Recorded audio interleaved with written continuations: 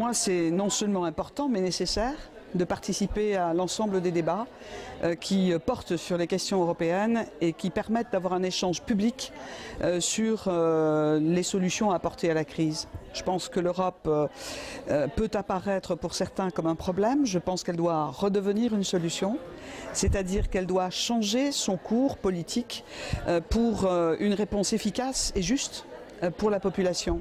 Sinon, je suis persuadée que ce processus de doute et de délégitimation des décisions européennes va se poursuivre et nous avons un enjeu bientôt, celui de 2014, et nous avons des résultats à prouver.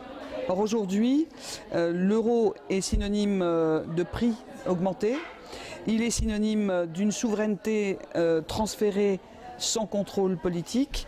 Il est synonyme aussi d'austérité et d'injustice à cause de la crise, de beaucoup de choses qui ne sont pas justes, car il nous a apporté aussi une stabilité, une référence forte, une santé financière à l'échelle de l'Union, mais malheureusement nous devons aussi corriger nos déséquilibres et trouver des voies politiques pour la croissance.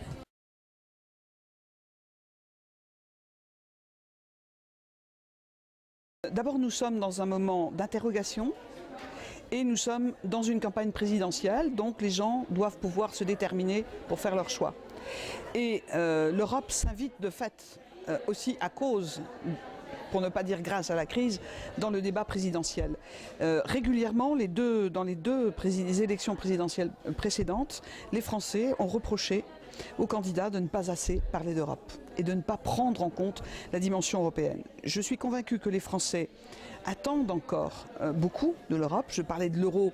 En fait, ils ne voient pas la France sortir de l'euro à part une toute petite minorité. Donc, il n'y a pas un pessimisme fondamental, mais il y a beaucoup d'attentes, beaucoup d'interrogations. Et si les États généraux font le plein, tant mieux, ça montre qu'au contraire, nous avons besoin de plus d'occasions de rencontres et de débats avec à la fois les économistes, les intellectuels, les sociologues, les associations, bien entendu, les représentants des citoyens, parce qu'il faut faire de la question européenne et de son projet un véritable enjeu citoyen à partager. On ne pourra pas réussir l'Europe contre les peuples, on ne peut la réussir qu'avec les citoyens.